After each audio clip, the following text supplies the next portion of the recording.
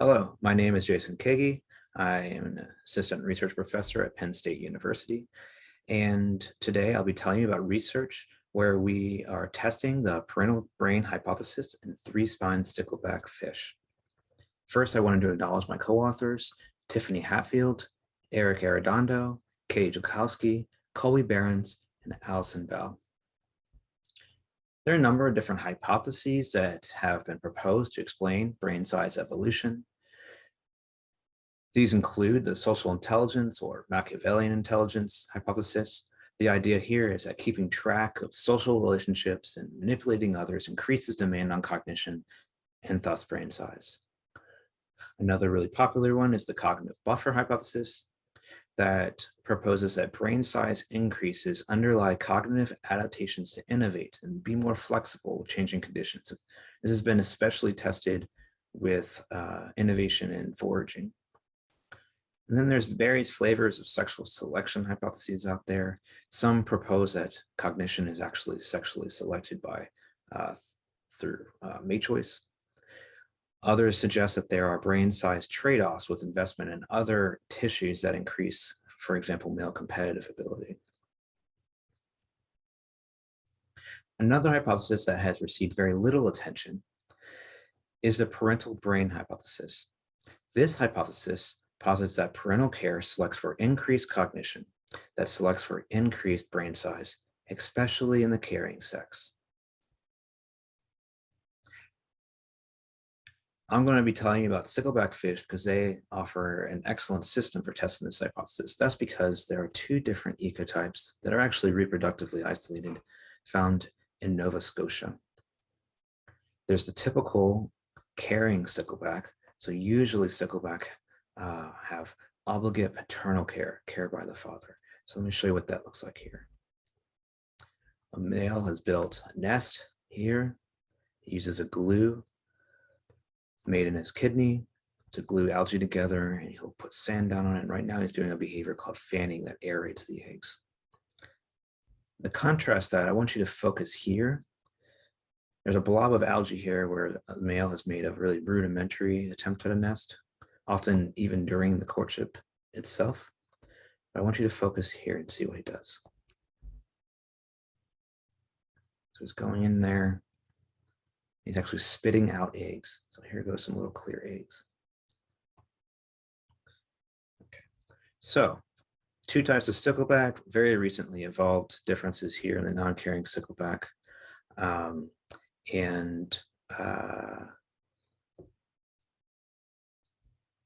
Previous work actually showed some very big differences in whole brain size measured as brain weight. So here are 4 different populations of carrying stickleback, and then 3 populations of non-carrying stickleback. And what you'll see is the carrying fish have larger brains. This has been corrected for correcting for body size. They have larger brains compared to non-carrying fish. Another thing you might notice is that the females in both ecotypes were actually pretty similar. It's the males that are driving this difference. There's a significant ecotype by sex interaction. Males of the carrying populations have larger brains compared to females, and the opposite is true in the non-carrying populations. So this was very strong support found by Karen Smook and his colleagues for the parental brain hypothesis. And what we wanted to do is ask, are there specific brain regions within the carrying fish that differ in size from the non-carrying? So we focused on 4 specific regions because these can actually be measured externally. One of the nice features of fish brains is they're basically a collection of ovals. So we have the telencephala. This is the forebrain. It's involved in decision-making, self-control, and spatial cognition. We have the diencephala. This is very much involved in social behavior. The hypothalamus is. We have the cerebellum. This is involved in motor learning. Maybe it's involved in S complexity. And then we have the optic tecta, which is involved in visual processing. Now, all of these things are probably also have some other functions. This is a bit of a literal cartoon here, but just to try to orient you to some differences that between the different brain regions. We dissected out brains from a bunch of different fish and then photographed them, standardized methods, and then used this software called Keagy, which is kind of an enhanced image J, to make measurements of length, width, and height of each brain region. You'll see that some of these brain regions actually have paired hemispheres. And then from that, what we can do is basically assume that these are ellipsoids, which is a fairly safe assumption, and calculate volume with this equation. Let's look at the results. I'm going to walk you through this whole brain figure here first, and then we'll jump over to the different brain regions. So on the x-axis, I have each kind of category of fish. So we have carrying fish here, non-carrying, and then they're divided by females and males. And on the y-axis here is volume control for body size. And then these different symbols are the actual raw data points. And then here, these lines indicate means for each group. And so what we can see here, it's pretty clear that there's an ecotype difference. So carrying fish have larger brains than non-carrying fish. However, we didn't find a sex difference or an ecotype by sex interaction. So this ecotype difference confirms what Kieran Smoot found. The fact that we didn't find sex or ecotype by sex effects like he did could be due to low sample sizes of our females. Or it could be that there's actually something inherently different about brain volume, which is what we estimated, versus brain weight, which is what he estimated. Okay, moving on to the different brain regions, we actually see it's a little subtle in some places, but there's always, the carrying fish always have bigger brain region compared to non-carrying. And then there's a sex difference here with telencephala, but it's across the board for both ecotypes. So males always have larger telencephala compared to females, and there's no ecotype by sex interaction for any brain regions.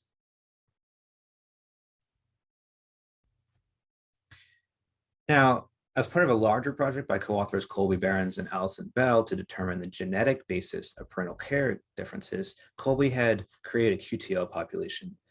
So basically what he did is he crossed carrying fish to non-carrying fish, and then he took the F1 hybrids and crossed them to each other, and then got this F2 population. So the idea is here you have individuals with mixed up genomes, and they're also going to now have broken weak genetic correlations, resulting in unique combinations of traits. And we can use this, we can leverage this QTL mapping population to test a prediction of the parental brain hypothesis that F2 fish with larger brains will provide more care than F2 fish with smaller brains. Here, I just wanted to show you that we did actually generate some interesting variation. So this is the carrying compared to non-carrying, essentially what I'd showed you before, although in this figure, I'm not correcting for body size. These F1 fish were rather intermediate. And then the F2 fish, we see this really big increase in variation. We also saw an increase in variation in parental care behaviors and males doing different combinations of parental care behaviors. So the different parental care behaviors correlations were actually broken.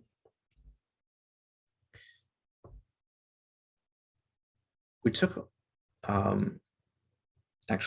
so we've got 70 fish here, F2 fish, and we measured the brain regions the same way as we did in the previous part of the study I told you about.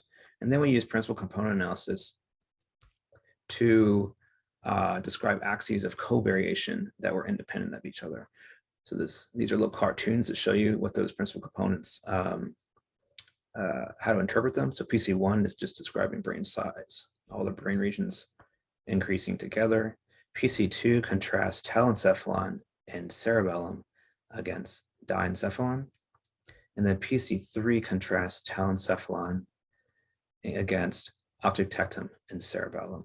And then we had 3 parental care variables. We had nest type, the time they spent actually tending to the nest, and that dispersal behavior you saw in the video. Okay, so we had 3 PCs, 3 nesting parental care variables, so 9 models. One of those remains significant after correcting for multiple comparisons, and here I show you the data. X-axis has that third principal component. The y-axis has nest time. And what we see here is that fish with relatively small telencephalon and large optic tectum and diencephala nested longer.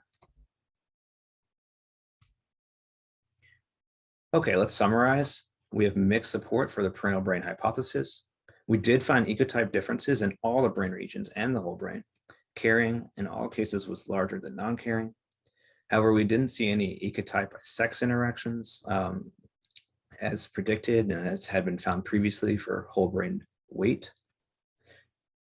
The telencephalon was interesting because males of both ecotypes had greater size, greater volume than females of their ecotype. This suggests that now in this case, the differences probably can't really be explained by parental care, but maybe there has something to do with territoriality or courtship behavior, because both of them do that, both carrying and non-carrying males. Most parental care variables were not explained by brain region size PCs. However, fish with smaller telencephalon and larger optic tectum and cerebella spent more time at their nest.